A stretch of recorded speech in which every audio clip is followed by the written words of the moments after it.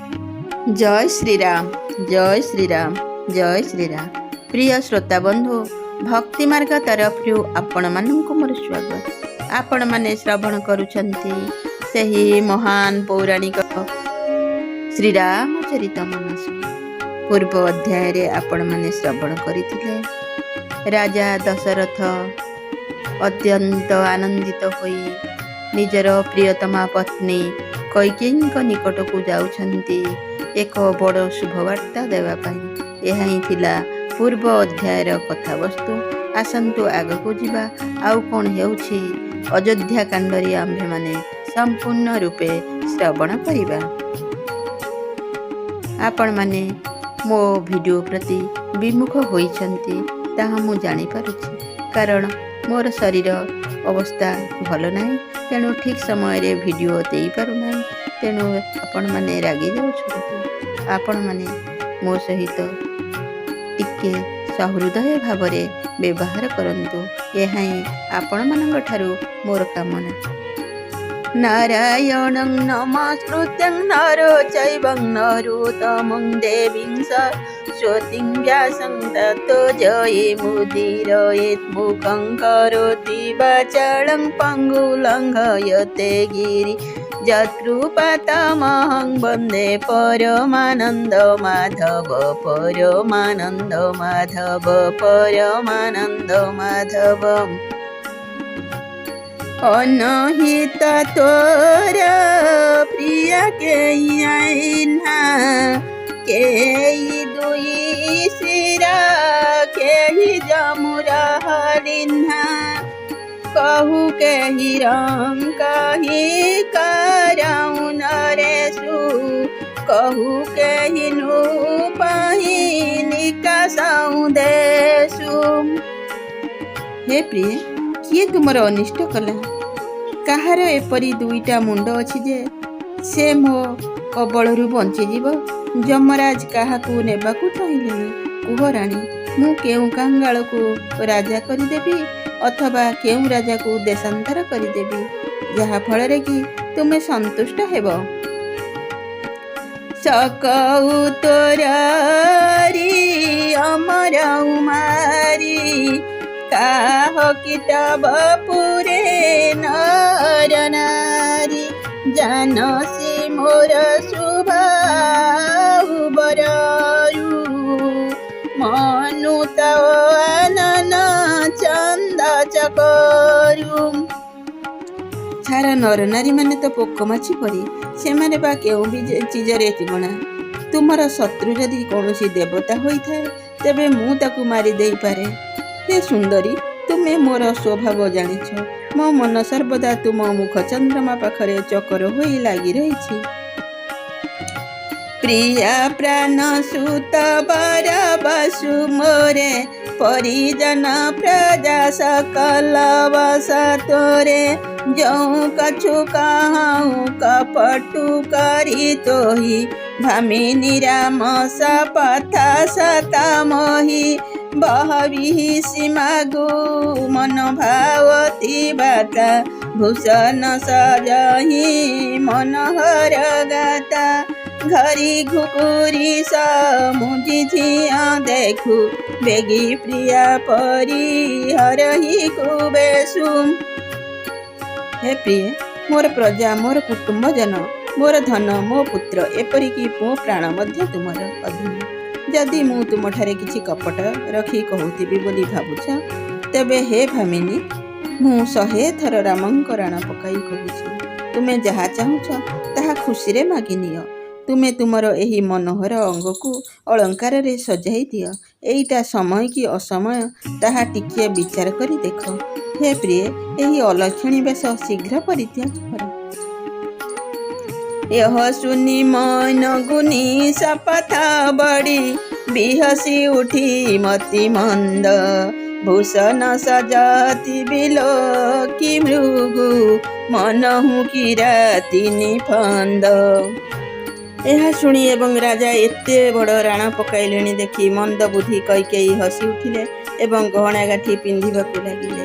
जानतु मृग को देखि सबरुणी फांद तियारी पुनि कहराउ सुहृदा जिया जानी प्रेम पुलकी मृदु मंजुलवानी भामिनी भयऊ तोर मन भावा घर घर नगर आनंद बधवा। कैकेयीଙ୍କୁ सुहृद बोली भावी राजा दशरथ मने मने प्रेम पुलकित होई कोमल ओ मधुर कंठरी कहिले, हे भामिनी एथर तुम मनस्कामना पूर्ण हेला। नगरर घरे घरे आनंदर वाद्य बाजिलानी। राम ही देऊ कालिजु भराजु सहजी सुलोचनी मंगल साजु दलकी उठे सुनी हृदय कठरु जनु छुई गया पाकवर तोरु। काली मु रामंकु युवराज पद देई देउछि, तेणु हे सुनायने तुमे मंगल साजरे निजकु सजाओ। एतिकी शुणीदेवा मात्रे कैकेयीଙ୍କ कठोर हृदय चमकी उठिला, सते जेपरि केही तांकर पाचिला बथरे हाथ मारिदेला। ओसी उपीर बिहसी तेहि गई चोर नारी जिमि प्रगति न रोई लखहित भूप कपट चतुराई कोटि कुटिल मणि गुरु पढ़ाई। चोरर स्त्री जेपरि प्रकाशरे कांदे नहीं, कैकेयी सेहीपरि मनरे सेही दारुण व्यथाକୁ लुचाई रखिदेले। जेहेतु कोटि कुटिलता आंक शिरोमणि गुरु मंथरा तांकु चातुरी शिखाइथिला, तेणु राजा तांकर सेही कपट चातुरीକୁ लक्ष्य करि परिले नहीं। यद्यपि नीति निपुण नर नाहु नारी चरित जल निधि ओगाहु कपट स्नेहु बढ़ाई बहोरी बोली बिहसी नयन मुहु मोरी। यद्यपि राजा नीतिरे निपुण तथापि स्त्री चरित्र हेउछि एक अगाध समुद्र। कैकेयी कपट प्रेम बढ़ाई उपरकू प्रेम देखाई आखि ओ मुह मोड़ी बांक चाहाणी रे हसी हसी कहले, मागु मागु पई कहु प्रिय कबहु न देहु न लेहु देन कहेउ बरदान दुई देहु पाओ तो संदेहु। हे प्रियतम आपण माग माग बोली तो कही हेउछन्ति, किंतु दिया निया बेलकू किछि नाही। आपण मते दुईटी बर देबे बोली जहा कहिथिले सेतक मिलिबा भी संदेह। जाने हूँ मर मराहु हसी कहीं तुम ही को बाह परम प्रिय खाती राखी न मागी हुकाऊ बिरसी गयऊ मोहि भोर सुभाऊ। राजा हसी दे कहले, ओहो एते बेले जाई मु तुम उद्देश्य बुझी परिली, तेणु तुमर यही अभिमान करवाटा तो मते खूब भल लगिला। प्रकृत रे देखिया बोले तुमे सही बर दुईटी मो पाखरे साइती रखिदे आज जाई केबे हेले मागिल नाही। मोर भोला स्वभाव होइथिबारु मु भी ताहा भूली गली। झूठे हूँ हम ही दसु जनी देहु दुई करी चारि मागी मकुले हूँ रघुकुल रीति सदा चली आई प्राण जाहूँ बरु बचनु न जाई। मिछटारे मते दोष दियो नहीं, चाहिए दीटा बदल रे चारिटा बर मागिनियो, प्राण बरं चलीजीव बचन जीव नहीं। आम रघुकुल रे सर्वदा एही रीति चली आसुछि।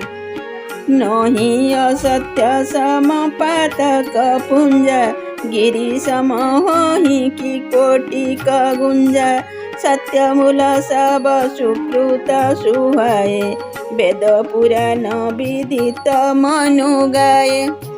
असत्य परी पाप राशि आउ नाही, कोटि कोटि काइच मिशिगले सुद्धा कौन केबे हेले पर्वत समान होई परिब।